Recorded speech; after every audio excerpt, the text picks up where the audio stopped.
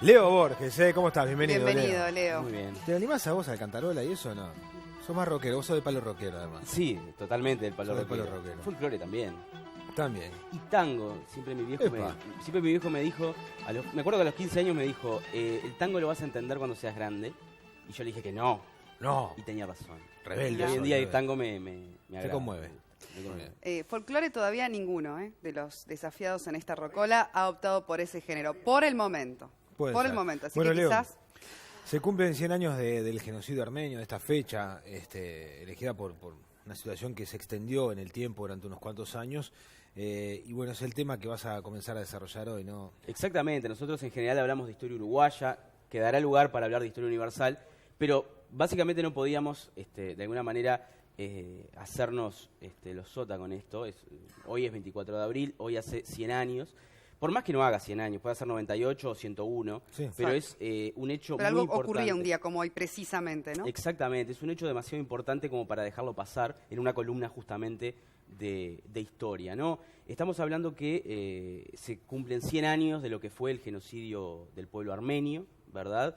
Y es un tema que más allá de determinadas sensibilidades que hiere al pueblo turco o al gobierno turco, más que nada. Hoy en día hay, por el lado de los turcos, muchas organizaciones sociales que presionan el gobierno de Erdogan, o Erdogan, como quieran llamarle, que es el presidente, que es un tipo muy altanero, ¿verdad?, que ya le contestó al Papa, cuando el Papa en una homilía de alguna manera habló del genocidio y lo llamó. Se utiliza el término Término. genocidio, Utiliza ¿no? el término. Y me gustaría empezar por ahí, ¿verdad? Un día como hoy, 24 de abril, pero de 1915, comenzaba lo que se denominó una deportación forzada por parte de los turcos, ¿verdad? Comenzando por 235 intelectuales, periodistas, escritores. Pocos días después pasaron a ser 600, y eso llevó, de alguna manera, a un genocidio que culmina con más de 1,5 millones de muertos. ¿Con qué fin Bueno, comenzó? Comencemos por la palabra, ¿no?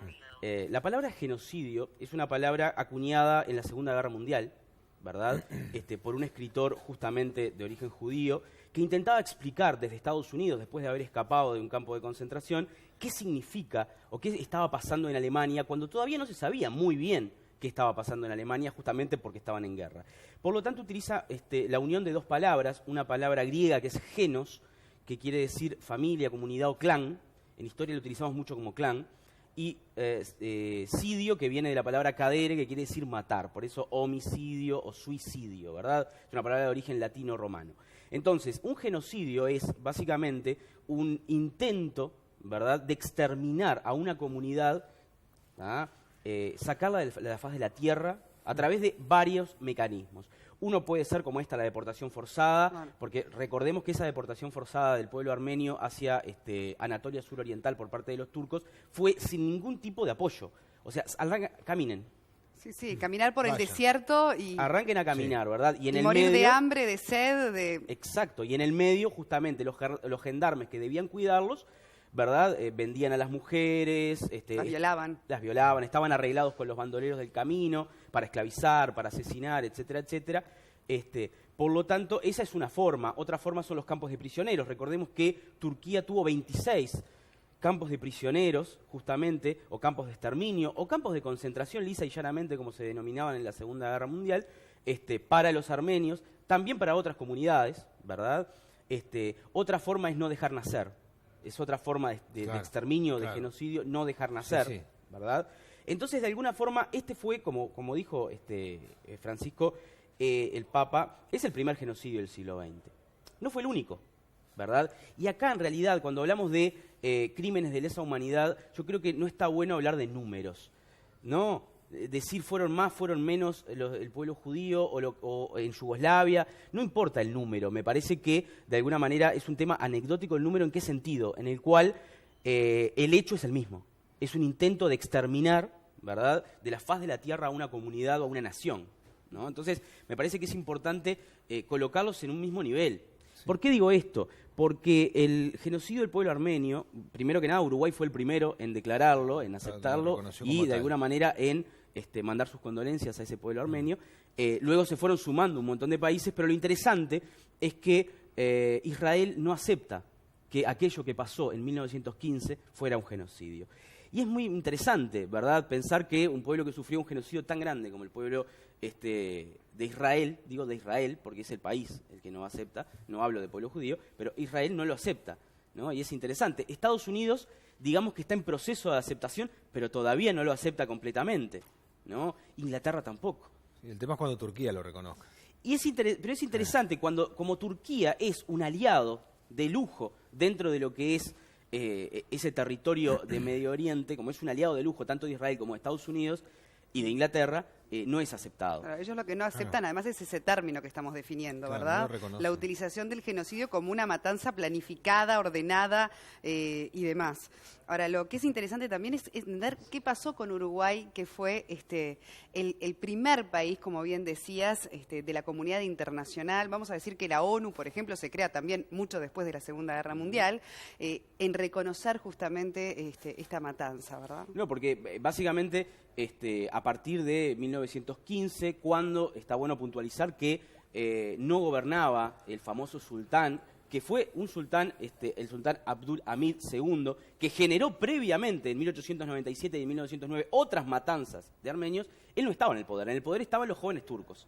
Está bueno puntualizarlo, ¿no? Porque eran un grupo, la CUP, ¿verdad?, un grupo de orden y progreso, una especie de comité de orden y progreso, que eran liberales, supuestamente, que eran nacionalistas y que de alguna manera iban a occidentalizar Turquía. Bueno, son ellos los protagonistas de este movimiento ultranacionalista que culmina con varias matanzas que podemos tildarlas de genocidio, ¿no? Pero justamente este genocidio, o sea, esta matanza planificada, empezó a ser aceptada justamente por Uruguay, y tiene que ver con que Uruguay tiene también una gran comunidad armenia, sí, porque esto generó una diáspora. De la misma forma que hubo una diáspora judía, también hay una diáspora del pueblo armenio, y Uruguay es un país que tiene una gran comunidad armenia. Hay armenia, más de 30.000. que además está involucrada en los temas nacionales, o sea, son uruguayos. Sí.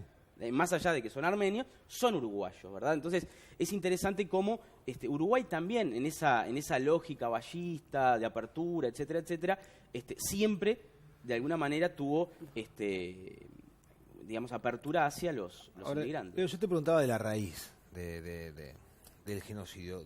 ¿Con qué fin es que los turcos se proponen y desarrollan este exterminio del pueblo armenio? Bueno, estamos hablando primero que nada de la Primera Guerra Mundial, el Imperio Turco Otomano. Recordemos esto, la República Turca viene después, ¿verdad?, con Kemal Atatürk, ¿verdad?, sí, que va a ser el presidente de aquella República Turca. Antes era el Imperio Turco Otomano. Más allá de que Atatürk era un joven turco, sí, también de la CUP, ¿verdad?, estamos hablando de, digamos, los principales, uno de ellos es Enver Paşa, por ejemplo, que era el ministro de guerra, por ejemplo, ¿verdad? Entonces, en el contexto de la Primera Guerra Mundial, el Imperio Turco Otomano apoya a Alemania, ¿verdad? La Primera Guerra Mundial nace o surge de dos alianzas, ¿verdad?, que son por un lado la Triple Alianza, Alemania, el Imperio Austrohúngaro, Italia, ¿tá?, y por otro lado la Triple Entente o Entente Cordiale con Francia, Rusia e Inglaterra, que es la más reticente a entrar, finalmente entra a la alianza, en realidad a la Entente Cordiale, dentro de lo que es la otra, digamos, ¿no?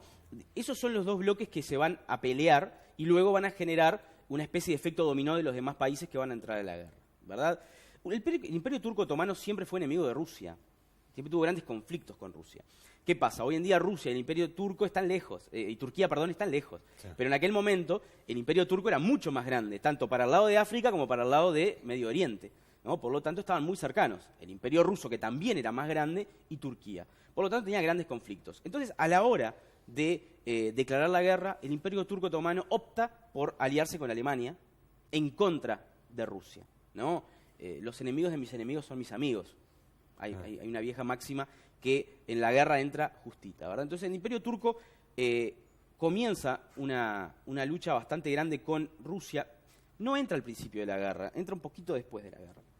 Entonces, ¿qué sucede? Al principio Rusia es vencedora, luego, desde la batalla de Galípoli, por ejemplo, vencen o empiezan a vencer los turcos, finalmente los aliados invaden Turquía, el Imperio Turco Otomano. Pero en el medio de todo esto, los turcos comienzan a acusar a determinados grupos que vivían dentro del imperio de una especie de brote nacionalista. Recordemos que el Imperio Turco ya había perdido a Bulgaria, por ejemplo, ¿no? Ya había perdido Creta, que se había unido a Grecia. Por lo tanto, de alguna manera comienzan a acusar a los armenios, Además tenían su religión, eran cristianos. Eran cristianos. Otro dato importante es eso. Armenia es cristiana desde el siglo IV después de Cristo, por ejemplo. Está en un contexto musulmán, ¿verdad? Claro. Y es cristiana. Pero más allá de eso, siempre los armenios habían tenido una relación muy buena con los turcos, en realidad. Hasta ese momento habían tenido una relación bastante buena porque ellos no se metían en la religión turca y viceversa. Entonces había como una cierta armonía, ¿verdad? Tal vez los problemas antes del genocidio fueron con otros pueblos. Claro. Por ejemplo, los kurdos. Pueden haber sido con otros pueblos. Pero en realidad comienzan a ser acusados de movimientos nacionalistas independentistas. Que algunos, primero que nada justifica un genocidio. No, si Turquía dice no, pero querían liberarse. ¿Y? Bueno, claro. Sí, pero el racismo, ¿no? ¿Cuál es el problema si querían liberarse? ¿No? El tema del racismo, de la limpieza étnica, ¿no? Como leitmotiv de lo que fue también luego el nazismo, está muy presente, ¿no? Exactamente, ¿no? La idea de borrar de la faz de la tierra a una comunidad es algo que lamentablemente en el mundo se ha repetido muchísimas veces. Es noticia en el mundo hoy el histórico reconocimiento de Alemania, utilizando en su parlamento por primera vez la palabra genocidio. Recién hablabas también de lo que fue en definitiva la relación con Alemania de los turcos en ese contexto. Y hoy, bueno, efectivamente se lo toma como un gran anuncio, un anuncio histórico de este país que no solo reconoce el genocidio, sino que hasta asume la responsabilidad que tuvo en ese contexto. Bueno, de hecho son 23 ya los estados que reconocen esta situación como un genocidio. Sí, 23. Fíjate vos qué número, ¿no? En la Pero ONU claro, es simbólico lo de Alemania en este contexto. No, hay 200 países en la ONU. 199, creo. 200 países. Es una minoría. Es una minoría, y todos sabemos que hay muchos países dentro de la ONU que van detrás, como en fila de Estados Unidos, por ejemplo. Claro. Por lo tanto, si Estados Unidos lo hace de forma contundente, hay muchos estados que lo van a hacer. Sí, por supuesto. Bueno, porque después ahí, como siempre, hay otros intereses en ese tipo de... Es que hay intereses muy mezquinos en esto, ¿no? Y en realidad el pueblo armenio se siente muy solo en ese sentido. ¿Cómo fue la reconstrucción del pueblo armenio después? Y bueno, nosotros tenemos, básicamente, después de lo que fue todo esto, hay una breve independencia a partir de 1918-19, pero luego, de alguna manera, el Ejército Rojo ingresa a Armenia, y Armenia es una república dentro de lo que es el sistema soviético hasta 1991. Hasta 1991, o sea, en 1991 comienza la reconstrucción real de lo que es hoy un Estado que es, bueno, como Uruguay, unitario, que tiene muchos partidos, que tiene un primer ministro, ¿no? O sea, y que de alguna forma se encuentra en un lugar muy complejo desde el punto de vista de ser cristiano, ¿no? Porque está en el medio de muchos países, y uno de ellos uno es Georgia, por ejemplo, y el otro es Azerbaiyán. Y básicamente las relaciones de Armenia y Azerbaiyán son tirantes, ¿no? Son tirantes. Está como en un lugar bastante complejo. Leo, por otra parte, cómo las fechas son tan simbólicas de la memoria, por otro lado. 100 años justifica nuevamente que hoy podamos, por ejemplo, dedicar este programa y en todas partes del mundo los distintos espacios mediáticos para recordar lo que fue ese momento de la historia. ¿Qué tipo de reflexión justamente tenés al respecto como historiador de lo que son esas fechas específicas para reflotar eso, la memoria que sabemos se pierde de otra manera, ¿no? Claro, los centenarios o los bicentenarios de alguna manera nos ayudan a poner en perspectiva los hechos históricos. Parece una tontería porque 99 años seguramente es tan importante como 100, pero nosotros de alguna manera nuestro calendario dice que un siglo, ¿no? Es muy importante, son 100 años, pero podrían ser 105, a lo que voy es eso, ¿no? Pero bueno, lo bueno de todo esto es poner en contexto las cosas, tratar de alguna manera comprender lo que significó este proceso histórico. Acá yo creo que no pasa por levantar el dedo acusador y decirle a un niño turco de 15 años, vos sos culpable. No va por ahí. La memoria no va por ahí, ¿verdad? De todas maneras, también nos decían los otros días que nos visitaron representantes de la comunidad armenia en Uruguay que hay movilizaciones o grupos sociales turcos que están trabajando, que se están movilizando como para reconocer esto y dejarlo definitivamente en el pasado, ¿no? Que no siga latente este tema, ¿no? Y que esté viviendo los pueblos. Es que el gobierno turco es el que está más encachilado en todo esto. Claro, Erdogan, claro. Este primer ministro, que es verdaderamente bastante bravucón, digo, siempre, y manda a estudiar a la gente, ¿no? La manda a estudiar, porque en realidad su base Primero que nada, el número que manejan los turcos es inferior al de 1,5 millones que se maneja en general por la mayoría de los historiadores del mundo. Sí. ¿Tá? Ellos manejan 600.000, 500.000, algunos 200.000. ¿Tá? E incluso hay algunos historiadores turcos que dicen que fueron más turcos que murieron en esto, porque ellos lo plantean como un enfrentamiento. Igual sean 200.000 o 1,5 millones. No, claro, cambia, el número no cambia nada. Pero las cosas son... Ahora, igual claro, muy sí. interesante lo que decís a propósito de las nuevas generaciones, de esos países que fueron protagonistas de estos hechos, ¿no? La oportunidad de reivindicación y de perdón y demás, de no tener que cargar con una parte de la historia que no necesariamente los representa en nada.